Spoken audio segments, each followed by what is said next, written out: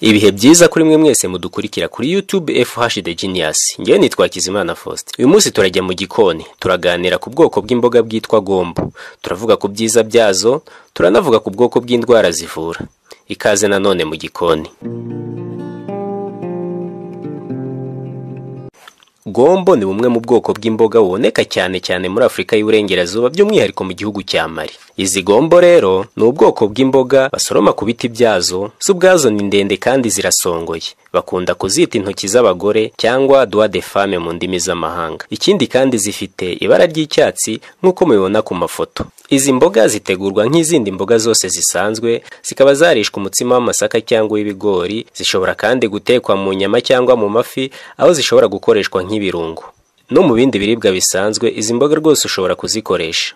Uburyo bwiza bwo kuzitegura, ushobora kuzikatamo uduce dutoya ukaziteka nk'uko bateka intoryi, cyangwa se ukazikatamo uduce dutoya ukaturaza mu mazi, hanyuma ayo mazi ukazanywa bukeye bwaho iyo ushaka kuzikoresha nk'umuti. Iki gihingwa kiboneka cyane mu masoko ya Bamako muri Mali no mu mihanda yaho, nicyo gihingwa kiboneka cyane muri iki gihugu nyuma y'igihingwa cy'itomati. Ho bazirya ari mbisi zigisarurwa zikaribwa nk'imboga, cyangwa bakazanika zikuma bagakuramo ifu igakoreshwa nk'ikirungo mu bindi biribwa, nk'uko wateka ubunyobwa cyangwa soya mu bindi biribwa. Wenda gato mbere yuko tugera ku kamaro kayo mu buzima bw'umuntu, reka turebere hamwe amateka ya gombo. Ubundi gombo mu bihugu bya Balkani bayita bamia, muri Haiti bo bazita kalalu, muri Leta Zunze Ubumwe za Amerika bayita okra, cyane muri Leta ya Louisiane aho banizihiza umunsi mukuru wahariwe igikoni. Uyu munsi mukuru bakawita kajuni. Bivugwa ko ubwoko bw'imboga bwageze ku mugabane w'Iburayi mu gihe cy'imyaka yo hagati, ibyo bita Moyen Age. Zizanywe n'abaturage bo mu bwoko bw'Abamore bazikuye mu Misiri. Zaje kugera ku mugabane wa Amerika kubera ubucuruzi bwa mpande eshatu, ibyo bita commerce triangulaire, ubucuruzi bwahuzaga imigabane itatu ariyo Afrika, Uburayi ndetse na Amerika. Izi mboga zikungahaye cyane kuri fibre, antioxidant, zikungahaye kandi kuri vitamine C na potassium. Gombo kandi zakoreshwaga cyane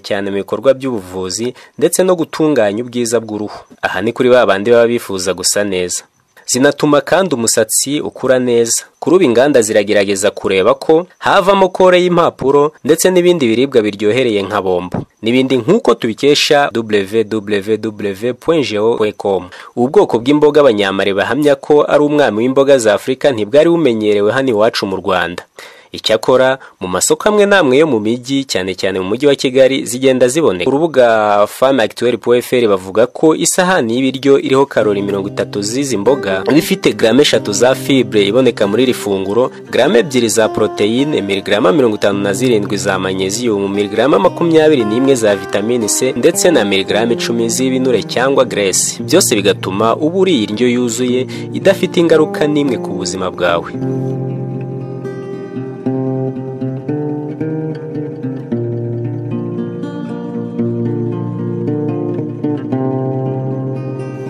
Uru rubuga famactuel.fr rukomeza rugaragaza akamaro cyangwa ibyiza bigera kuri 7 byo gukoresha imboga za gombo mu ifunguro ryawe rya buri munsi. Rukagaragaza kandi ndetse n'indwara zivura. Akamaro ka mbere, gombo igabanya indwara ya asma mu mubiri.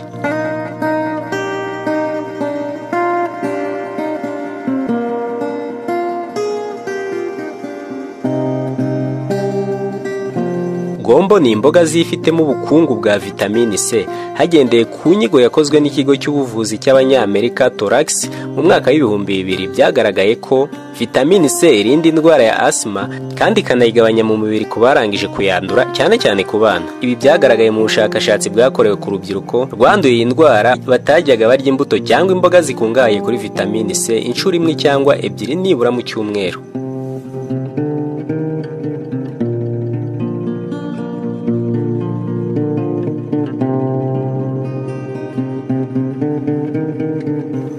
Akamaro ka kabiri ka gombo igabanya imisemburo mibi ya cholesterol mu mubiri. Gombo zifitemo ubushobozi bwo kugenera umubiri umusemburo wa cholesterol ukwiriye kuko ikungahaye kuri fibre. Gombo kandi y'ubwayo ikaba yifitemo ibinure bikeya bitatera ingaruka mbi ku mubiri. Igihamya cyizewe cy'uko uramutse ugiye ufata nibura grama 20 za gombo ku munsi mu byumweru bikeya, uba umaze kugaragaza igabanuka rikomeye ry'imisemburo mibi ya cholesterol mu mubiri.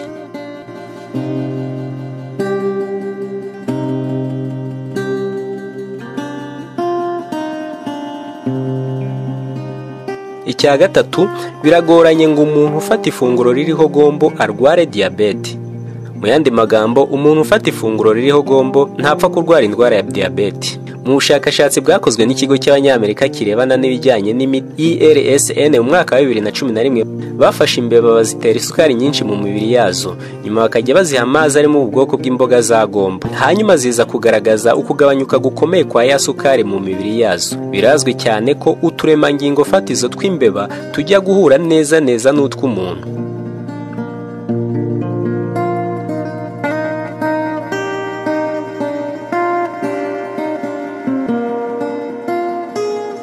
Icya kane ni uko gombo yongerera umubiri ubudahangarwa. Vitamini C iboneka muri gombo yongerera ubudahangarwa bw'umubiri kuko iwufasha kurema insoro z'umweru ibita globule blanc. Ikindi kandi gombo irwanya iminkanyari ikarinda no gusaza k'uruhu. Aha nakugira inama ngo niba ushaka guhorana uruhu rwiza rukeye rudakanyaraye kandi ukaba ushaka guhora ufite itoto mu maso hawe ndetse ukagaragara neza imbere y'abakureba, wakoresha gombo mu buzima bwawe bwa buri munsi. Akamaro ka gatanu ka gombo ni uko gombo zirinda indwara zifata impyiko. Gufata ifunguro ririho gombo buri munsi bituma impyiko zihorana ubuzima buzira umuze. Ikinyamakuru cy'Abanyamerika gikora inkuru zijyanye n'ubuzima mu mwaka wa 2005 cyashyize ahagaragara ubushakashatsi bwakozwe ku barwayi b'impyiko bugaragaza ko zimwe mu ndwara zafataga impyiko zabo zagabanyutse cyane nyuma y'aho batangiye gufata ifunguro ririho gombo nibura inshuro imwe ku munsi. Aha cyane ababonye izi ngaruka nziza ni abarwayi ba diyabete.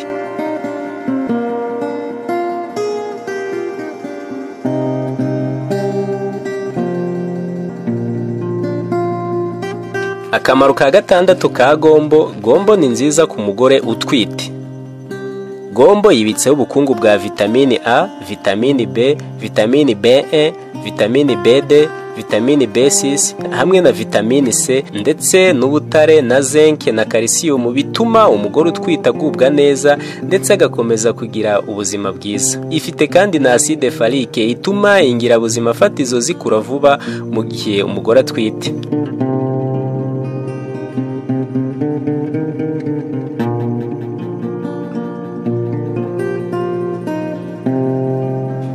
Akamaro ka karindwi, gombo iragabanya kandi ikanavura umuriro mu mubiri w'umuntu. Guhekenya imbuto zumye za gombo cyangwa ukazisya ugakuramo ifu, ugafata yafu ukayikoroga mu mazi, ukanywa ibiyiko 3 wakoze muri cya gikoma wakoze muri yafu wakuye mu mbuto za gombo, bigabanya umuriro cyane ku bana. Urubuga www.santeplus.com rwo ruvuga ko umuntu urya gombo buri gihe bimurinda kwangirika kw'amara kandi igogorwa rye rikagenda neza. Ntakunda kurwara impiswi cyangwa ngo yitume impatwe. Gombo kandi zirinda indwara ya kanseri mu mubiri n'izindi ndwara nyinshi kuko zifitemo byose bishoboka bituma umubiri w'umuntu ugubwa neza. Kuri babandi baribwa mu mavi, ahandi ugenda ukumva amavara akuriye, mbese babandi nyine bibasirwa n'indwara z'amavi, ahangaha bakugira inama yo kurya gombo nibura rimwe ku munsi, wazirya mbisi cyangwa zitetse kuko byongera imisokoro mu magufa ndetse bigatuma na ya mitsi ndetse na ya nyama ifata ingasire y'ivi zikomera kandi zigakora neza. Ngibyo ibyo HF The Genius yaguteguriye uyu munsi, aho yagarutse ku bwoko bw'imboga bwitwa gombo abandi bita okra. Tugushimire ko ukomeje kutwereka ko ukunda ibiganiro tukugezaho. Kanda handitse subscribe niba utarabikora, like na share uduhe igitekerezo cyawe. Nitwa Kizimana Faustin, iyi ni HF The Genius. Gira amahoro.